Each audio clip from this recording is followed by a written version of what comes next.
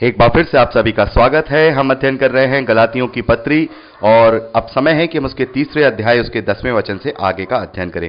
यहां पर पौलुस लिखते हैं, जितने लोग व्यवस्था के कामों पर भरोसा रखते हैं वह सब शाप के अधीन हैं, क्योंकि लिखा है, जो कोई व्यवस्था की पुस्तक में लिखी हुई सब बातों के करने में स्थिर नहीं रहता वह शापित है।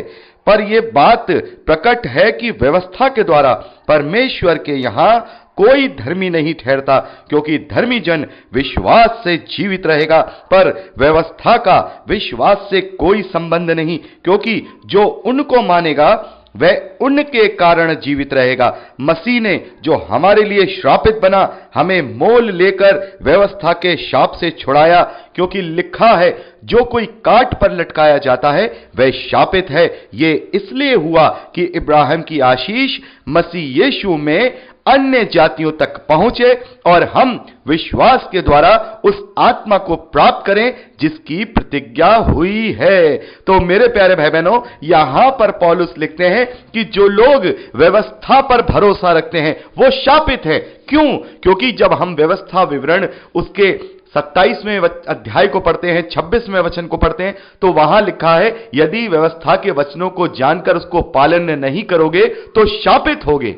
तो इसका मतलब यह है कि अगर व्यवस्था के सब कामों में से यदि एक काम भी करने से चूक गए तो व्यवस्था के अनुसार वो व्यवस्था को मानने वाला श्रापित है। इसी कारण से पौलुस यहां पर कह रहे हैं कि जो व्यवस्था पे भरोसा रखेगा वो श्रापित है, क्योंकि व्यवस्था खुद इस बात को हमें बताती है कि जो कोई भी उसको नहीं पालन करेगा वो श्रापित है। यहां पौलुस आगे लिख रहे हैं कि कोई भी व्यक्ति व्यवस्था के कामों से परमेश्वर की दृष्टि में धर्मी नहीं ठहरता है, क्योंकि धर्मी जन विश्वास से जीवित रहेगा। और इस बात को मैं आपको एक्सप्लेन कर चुका हूं कि कैसे हम कार्यों के द्वारा परमेश्वर की दृष्टि में धर्मी नहीं, बल्कि अपने आप को नई सृष्टि बनाने के द्वारा ही परमेश्वर की दृष्टि में हम धर्मी ठहरते हैं।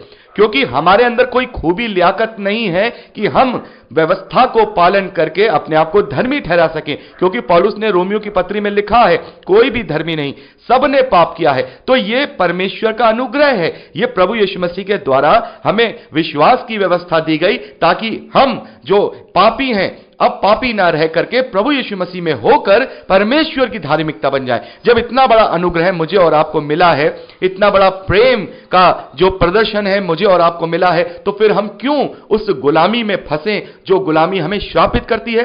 पौलुस यहां साफ तौर पे बता रहे हैं कि व्यवस्था के कामों से कोई भी धर्मी नहीं ठहर सकता, क्योंकि कहीं ना कहीं कोई ना कोई काम में कोई ना कोई कभी ना कभी चूकेगा, और सबने पाप किया है और सब पापी हैं। और व्यवस्था का और विश्वास का कोई आपस में संबंध नहीं है, क्योंकि जो धर्मी जन है वो विश्वास के द्वारा जीवित होता है। उसका विश्वास है परमेश्वर के ऊपर, उसका विश्वास है प्रभु यीशु मसीह के ऊपर, और उस विश्वास के कारण ही जब वो उसको अंगीकार करता है तब वो प्रभु यीशु मसीह के साथ अपने पुराने मनुष्य तत्व को गाड़ देता है, और प्रभु यीशु मसीह जैसे जी उठा वैसे ही नई सृष्टि के साथ जी उठता है। और उसके जी उठने के द्वारा, जैसे वो नई सृष्टि बन के जी उठाए और विश्वास करने के द्वारा उसके सारे पाप प्रभु यीशु मसीह के लहू के द्वारा क्षमा हो जाते हैं, और प्रभु यीशु मसीह में होकर मैं और आप परमेश्वर की धार्मिकता बन जाते हैं। तो पौलुस यहां पर कह रहे हैं कि जो व्यवस्था को मानेगा वो उसके द्वारा जीवित रहेगा, जो व्यवस्था को मानेगा वो उसके द्वारा जीवित रहेगा, और जो विश्वास करेगा वो विश्वास के द्वारा जीवित रहेगा। तो ये जो चॉइस है ये मेरे और आपके ऊपर है। उस वक्त पौलुस गलातिया की कलीसियाओं को ये लिख रहे हैं कि ये चॉइस तुम्हारे पास है कि तुम उस श्रापित व्यवस्था को अपनाना चाहते हो या अनुग्रह को अपनाना चाहते हो। क्योंकि प्रभु यीशु मसीह जो हमारे लिए श्रापित बन गया, प्रभु यीशु मसीह ने हमसे ऐसा प्रेम किया, उसने अपने अनुग्रह के द्वारा अपने आप को हमारे लिए पाप बना दिया, शाप बना दिया, और हमें मोल लेकर व्यवस्था के श्राप से छुड़ा दिया। क्योंकि लिखा है, कोई काट पे लटकाया जाता है तो वो श्रापित है। यानी कि जब हम व्यवस्था विवरण में देखते हैं 21वें अध्याय 23वें वचन में, तो वहां देखते हैं कि जो व्यवस्था के विरोध में कोई कार्य करता था जिसका दंड मृत्यु दंड हुआ करता था, तो उसे लोग पथरवा करके मार दिया करते थे और उसे पेड़ पर लटका दिया करते थे। आप इसको पढ़ सकते हैं, व्यवस्था विवरण उसके 21वें अध्याय 23वें वचन में। और उसको पेड़ पे लटका दिया करते थे और कहते थे कि ये शापित है। और यहां पर प्रभु यीशु मसीह को भी काट पे लटकाया गया है, और जो काट पे लटकाया जाता है वो शापित है। तो यहां पौलुस कह रहे हैं कि जब हमें यह अनुग्रह हुआ है और यह सेंत मेंत में हमें मिला है, परमेश्वर के प्रेम के अनुसार हमें मिला है, उसके अनुग्रह के अनुसार हमें मिला है कि प्रभु यीशु मसीह हमारे लिए श्राप बन गया, उसे काट पे भी लटकाया गया, वो हमारे लिए पाप बन गया, उसमें हो करके हम परमेश्वर की जब धार्मिकता बन जाते हैं तो फिर हम क्यों पाप के भागी बने, हम क्यों श्रापित बने। तो पौलुस ने यहां पर यह बता दिया है कि यह व्यवस्था जो पालन करना चाहता है वो इस बात का ध्यान रखे, यदि वो एक काम में भी चूक गया तो वो किसी भी रीति से धर्मी नहीं ठहरेगा। व्यवस्था को पूर्ण रूप से पालन करके ही कोई भी व्यक्ति धर्मी ठहर सकता है। तो हमारे पास आसान रास्ता है, हमारे पास अनुग्रह का रास्ता है।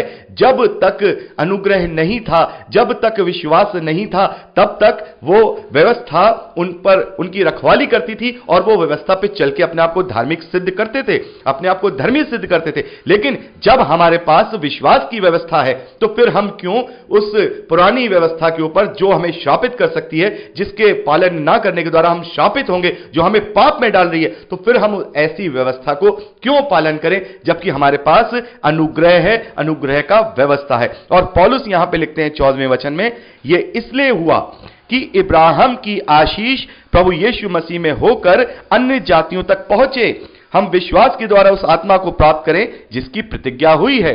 तो मेरे प्यारे भाई बहनों, यहां पर पौलुस कहते हैं जो प्रतिज्ञा परमेश्वर ने इब्राहिम के साथ बांधी है कि मैं तेरे वंश को तारागण के समान करूंगा और मैं तेरे वंश के साथ रहूंगा, तो यह प्रतिज्ञा को पूरा करने के लिए पौलुस ये कह रहे हैं, ये इस प्रतिज्ञा को पूरा करने के लिए और इस प्रतिज्ञा को यहूदियों के अलावा जो अलग जातियां हैं या जो कहें गैर यहूदी लोग हैं उन तक पहुंचाने के लिए यह परमेश्वर का प्रायोजन हुआ। क्योंकि अभी तक जो व्यवस्था थी वो केवल इजरायली लोगों के पास थी और वो उसको माना करते थे। लेकिन परमेश्वर तो जगत से प्रेम करता है, जगत से प्रेम करता है। तो परमेश्वर का जो प्रायोजन था, परमेश्वर की जो योजना थी, वो केवल इजरायलियों के लिए नहीं थी, वो सभी मानव जाति के लिए थी। सभी जो मानव जाति है, उन जाति उनके लिए थी। तो यहां पौलुस कह रहे हैं ये इसलिए हुआ कि उस प्रतिज्ञा को जो परमेश्वर ने इब्राहिम के साथ बांधी थी, वो प्रतिज्ञा अन्य जातियों में पहुंच पाए, ताकि विश्वास करने के द्वारा हम सभी जो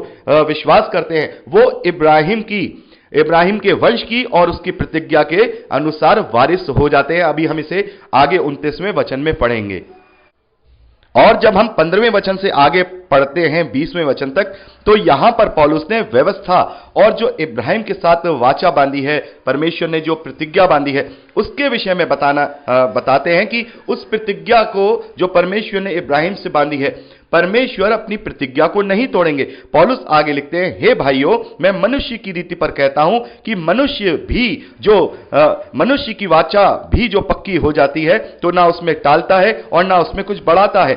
यहां पर पौलुस कह रहे हैं कि मनुष्यों के अनुसार, यानी जो सामान्य मनुष्य होता है, यदि वो भी किसी से प्रतिज्ञा करता है या कोई वादा करता है और वो पक्का वादा करता है, तो वो भी उस पर रहता है, उसे ना तो घटाता है ना ही बढ़ाता है। जब मनुष्यों की रीति पर मनुष्य अपनी वाचा जो पक्की कर लेता है उसको नहीं टालता है, वो उसी के अनुसार कार्य करता है। तो यहां पौलुस लिख रहे हैं, अतः प्रतिज्ञाएं अब्राहम को और उसके वंश को दी गई।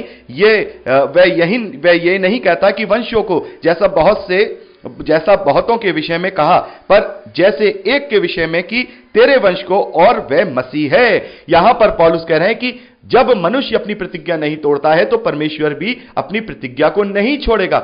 जो प्रतिज्ञा परमेश्वर ने इब्राहिम के साथ बांधी है कि मैं तेरे वंश को तारागण के समान करूंगा, तेरे वंश को, तो पौलुस यहां पर कह रहे हैं कि वंशों को नहीं, बहुत सारे वंशों को नहीं, एक वंश को। तो वो वंश कौन है?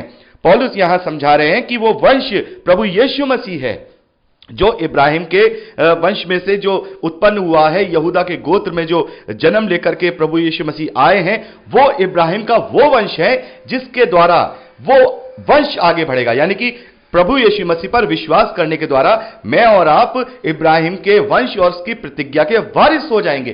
तो यहां पौलुस कह रहे हैं कि परमेश्वर ने अपनी उस प्रतिज्ञा को पूरा करने के लिए ये सारी चीजें की हैं, क्योंकि वो चाहता है कि समस्त समस्त मानव जाति प्रभु यीशु मसीह पर विश्वास करने के द्वारा इब्राहिम की जो प्रतिज्ञा परमेश्वर ने की है उसके वारिस हो जाएं, उसके वंश हो जाएं, ताकि परमेश्वर की जो प्रतिज्ञा है इब्राहिम के साथ वो पूरी हो सके। तो प्रभु यीशु मसीह ने अपना बलिदान दिया है, वो तीसरे दिन जी उठे, तो इसका मतलब यह है कि उसके विश्वास करने के द्वारा परमेश्वर की वो प्रतिज्ञा पूरी होती है जो प्रतिज्ञा परमेश्वर ने इब्राहिम से बांधी है। और जो मनुष्य है वो जब अपनी प्रतिज्ञा को नहीं तोड़ता है तो फिर जो परमेश्वर है वो तो कभी भी अपनी प्रतिज्ञा को नहीं टालेगा। आगे पौलुस लिखते हैं, पर मैं ये कहता हूं जो वाचा परमेश्वर ने पहले से पक्की की थी उसको व्यवस्था 430 वर्ष के बाद आकर नहीं टाल सकती कि प्रतिज्ञा व्यर्थ ठहरे। पौलुस ने साफ तौर पे यह बता दिया कि जो परमेश्वर ने इब्राहिम के साथ प्रतिज्ञा बांधी है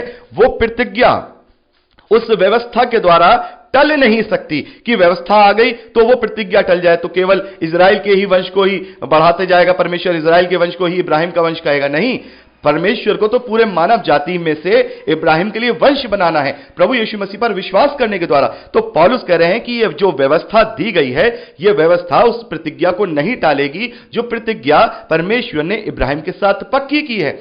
क्या पौलुस का ये कहना है कि क्या वो 450 साल के बाद, इब्राहिम के 430 साल के बाद, क्या वो ऐसी व्यवस्था लेकर के आएगा जिस व्यवस्था के अनुसार उसकी प्रतिज्ञा पूरी ना हो?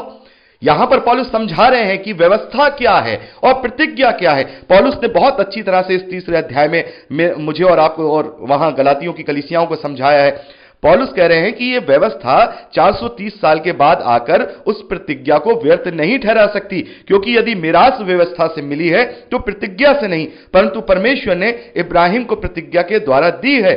यहां पर कह रहे हैं कि जो मिरास है, जो मिरास का मतलब आप समझिए विरासत, मिरास को कहते हैं जैसे सक्सेशन, मिरास का मतलब विरासत। जो विरासत मुझे और आपको जो गैर यहूदी लोग हैं, जो विरासत इब्राहिम के द्वारा मिली है, पौलुस यहां पर कह रहे हैं कि वो व्यवस्था से नहीं मिली है, वो विश्वास के द्वारा मिली है। इसीलिए कि परमेश्वर ने उस व्यवस्था को यहां पर नहीं दिया है कि वो व्यवस्था उस प्रतिज्ञा को टाल दे या व्यवस्था उस प्रतिज्ञा को व्यर्थ ठहरा दे। तो यहां पर अब बात उठती है, पौलुस लिखते हैं, तो फिर व्यवस्था क्यों दी गई? वह तो अपराध के कारण बाद में दी गई कि उस वंश के आने तक रहे जिसकी प्रतिज्ञा दी गई थी, और वह स्वर्गदूतों के द्वारा एक मध्यस्थ के द्वारा ठहराई गई। मध्यस्थ तो एक का नहीं होता परंतु परमेश्वर एक ही है। यहां पर पौलुस समझा रहे हैं तो फिर व्यवस्था क्यों दी गई है? व्यवस्था क्यों दी गई है?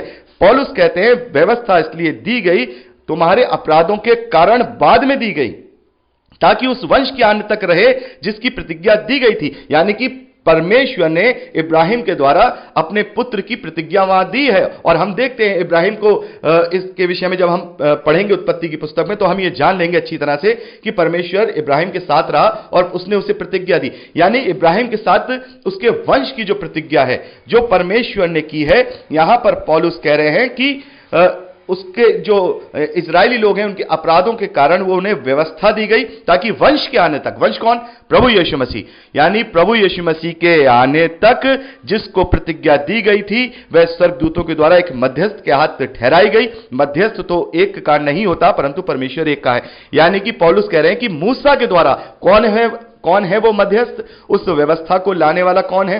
परमेश्वर ने किसके द्वारा इजरायलियों पे वो व्यवस्था दी? मूसा के द्वारा। तो वो मूसा उस व्यवस्था का मध्यस्थ ठहरा जिसे परमेश्वर ने स्वर्गदूतों के द्वारा उसे दी थी। और जो मध्यस्थ होता है वो एक का एक नहीं होता, वो सबके बीच में मध्यस्थता करता है। और परंतु परमेश्वर एक है, यानी परमेश्वर एक है। मध्यस्थ तो हो सकता है कि वो अपनी व्यवस्था के लिए किसी और को भी मध्यस्थ बना सकता था, मूसा को बना दिया, हारून को बना सकता था, किसी और को बना सकता था, लेकिन उसकी प्रतिज्ञा नहीं टलेगी क्योंकि परमेश्वर एक है। व्यवस्था इसलिए नहीं दी गई कि व्यवस्था उस प्रतिज्ञा को टाल दे। आगे पौलुस लिखते हैं 21वें वचन में, तो क्या व्यवस्था परमेश्वर की प्रतिज्ञाओं के विरोध में है? अब सवाल यह उठता है, अगर उसने व्यवस्था दी है तो फिर क्यों दी? क्योंकि व्यवस्था के अनुसार अगर व्यवस्था दी जा रही है तो क्या व्यवस्था उसकी प्रतिज्ञा जो उसने इब्राहिम से की थी, क्या उसका वो विरोध कर रही है? क्या यह व्यवस्था उस प्रतिज्ञा का विरोध कर रही है? पौलुस यहां पे लिखते हैं, नहीं, कदापि नहीं, क्योंकि यदि ऐसी व्यवस्था दी जाती जो जीवन दे सकती तो सचमुच धार्मिकता व्यवस्था से होती, परंतु पवित्र शास्त्र ने सबको पाप के अधीन कर दिया ताकि वह प्रतिज्ञा का वह प्रतिज्ञा जिसका आधार यीशु मसीह पर विश्वास करना है, विश्वास करने वालों के लिए पूरी हो जाए। पर विश्वास के आने से पहले व्यवस्था की अधीनता में हमारी रखवाली होती थी, और उस विश्वास के आने तक जो प्रकट होने वाला था, हम उसी के बंधन में रहे। इसीलिए व्यवस्था मसीह तक पहुंचने के लिए हमारी शिक्षक हुई कि हम विश्वास से धर्मी ठहरें। परंतु जब विश्वास आ चुका तो हम अब शिक्षक के अधीन ना रहे, क्योंकि तुम सब उस पर विश्वास के द्वारा जो यीशु मसीह पर हैं परमेश्वर की संतान हो। तो यहां पर पौलुस कह रहे हैं जो व्यवस्था दी गई थी वो एक्चुअली इसलिए दी गई थी कि जो तुम लोग अपने पाप में पड़ रहे थे, परमेश्वर को भूलते जा रहे थे, तो एक जरूरी था कि तुम्हें एक चीज में बांधा जाए, तुम्हें धार्मिकता में बांधा जाए, ताकि जो वंश यानी कि जो प्रभु यीशु मसीह तुम्हारे बीच में आने वाला है तब तक प्रभु यीशु मसीह ना आए। देखिए आगे यहां पे हम अच्छी तरह से पढ़ते हैं कि तब तक प्रभु यीशु मसीह ना आए, तब तक उनकी रखवाली होती रहे व्यवस्था के द्वारा, कि वो व्यवस्था में बंधे रहें और परमेश्वर के ग्रहण योग्य बनने का प्रयास करते रहें। वो पूर्ण धार्मिकता नहीं थी, वो पूर्ण धार्मिकता नहीं थी, क्योंकि अगर वो पूर्ण धार्मिकता होती, यहां पर पौलुस लिखते हैं यदि वो पूर्ण धार्मिकता होती तो वो जीवन दे सकती थी, लेकिन व्यवस्था जीवन नहीं दे सकती है। जीवन केवल वो वंश, वो प्रभु यीशु मसीह है जो मुझे और आपको दे सकता है। तो यहां पर काफी लंबी रिकॉर्डिंग हो गई है, इसके आगे का रिकॉर्डिंग हम अगली रिकॉर्डिंग में करेंगे। प्रभु आपको आशीष दे।